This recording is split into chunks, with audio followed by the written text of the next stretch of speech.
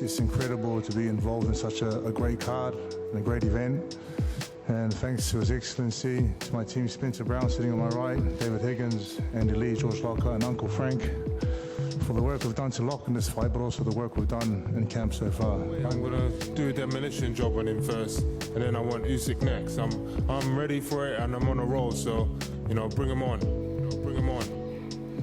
You might be looking too far ahead, planning big fights, other big fights, but you got the fight right in front of you right now. No, ask him, man. I got my mind firmly set on you. They better be. Man. Hey? They better be.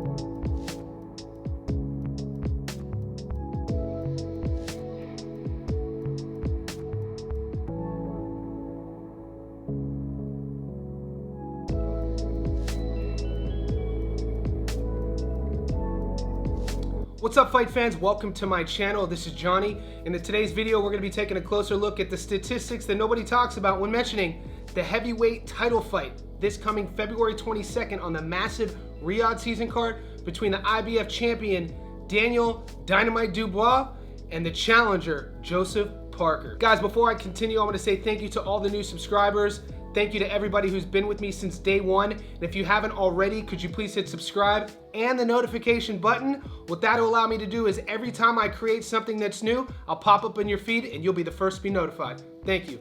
I should also mention, if you're a boxing head like me and you like to stay up to date on the 24/7 goings on of the sport of boxing, be sure to check out my YouTube Shorts section. I post 4 to 5 times a day there to keep you informed on our favorite sport. All right, guys, February 22nd, Turkey Al Sheikh Riyadh season delivers once again with a massive card. We know it's headlined by the rematch between Dimitri Bivol and the champion Artur Beterbiev.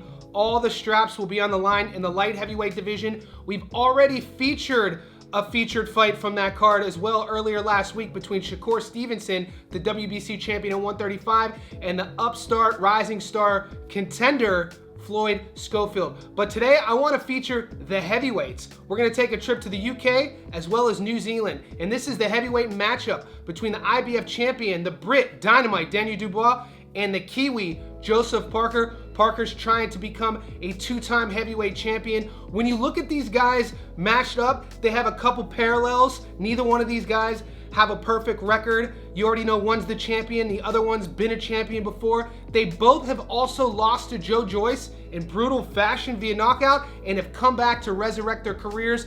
And it's kind of a testament to the heavyweight division in such that these boys are so big, sometimes all it takes is one punch to change the trajectory of a fighter's career, and it's always more about how that fighter gets up from a loss than how they react from a win. We get to see the gumption, the mettle, and the character of a fighter when they have to pick themselves up from the canvas, and both guys over their careers have showed us time and time again that they have what it takes to become a champion. Now, in this video, I'm not going to give you my prediction. We will wait until fight week in a couple weeks, but you will learn a little bit more about each fighter. We're going to talk about the analytics of their careers, how big they are, how big their resumes are, who has the stronger of the resume. We're going to talk about what they've been up to their last few fights.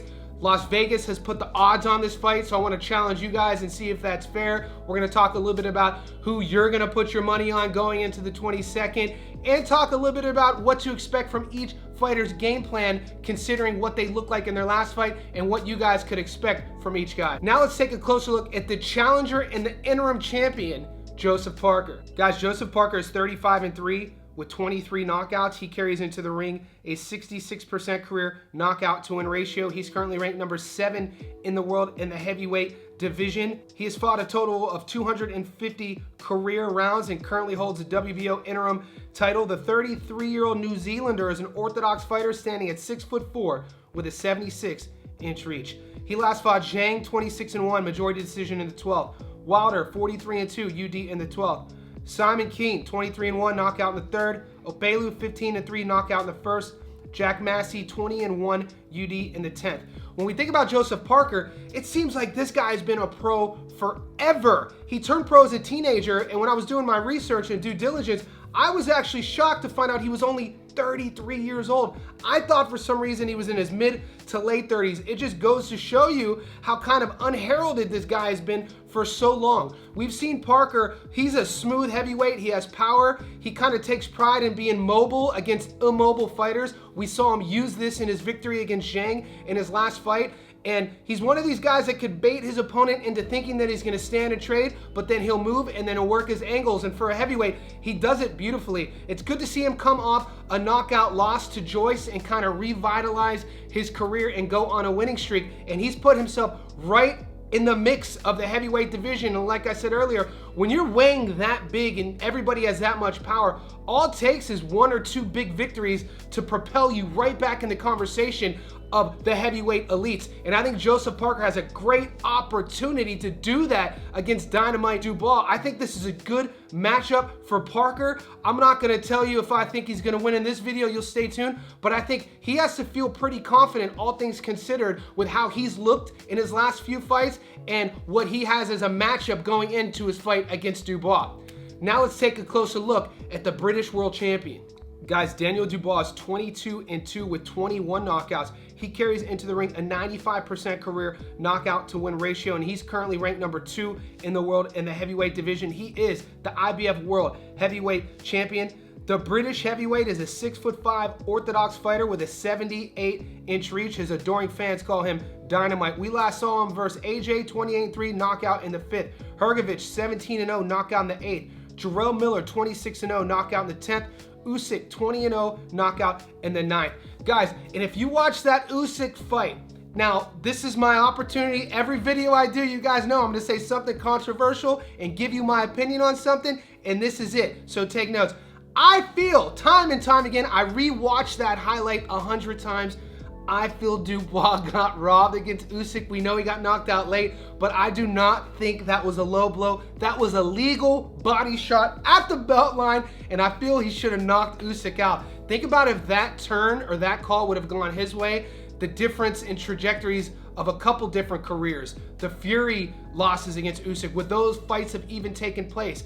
Dubois, where would he be? Granted, he did overcome that and he is the world champion. It's just something to think about. And I think it really showed me as a fan, the character of Dubois, how he came back from that. In the fight, if you watch the Usyk replay, he thought he won by knockout. His corner thought he won by knockout. Everybody thought he won by knockout. And all in the same breath, the ref stopped counting and said it was a low blow. And when his corner saw that that was going to be the case, you could see it in Dubois' body language. He was deflated and he never was able to come back psychologically in that fight. And after he got knocked out against Usyk, I was under the impression that was going to be a shadow over his name the rest of his career. I didn't think he was going to be able to come back psychologically, but sure enough, you just heard me read off his last victories. Knockout, knockout, knockout. This guy is the real deal, and he's still so young. 27-year-old heavyweight champion is young for that division. This is why we know traditionally heavyweights could have much longer of a career into their late 30s and 40s, because the last thing to go physically is our power, and we know Dynamite has a load of that. So it's going to be an interesting matchup. I feel if I were Dubois' coach, I would talk to him about waiting for the knockout. It's something that we always talk about whenever you have a knockout artist, 95%, 96% career knockout to win ratio. You sometimes want to rush it, but he's facing a savvy veteran who's been knocked out before, who's been a world champion before, who has all the motivation in the world to go in and beat Dubois. So I think that he's gonna have his hands full with the trickiness and savviness and the traps that Parker is gonna show him. I think it's gonna be a great fight. When you look at both guys side by side, we know that Dubois is the younger guy.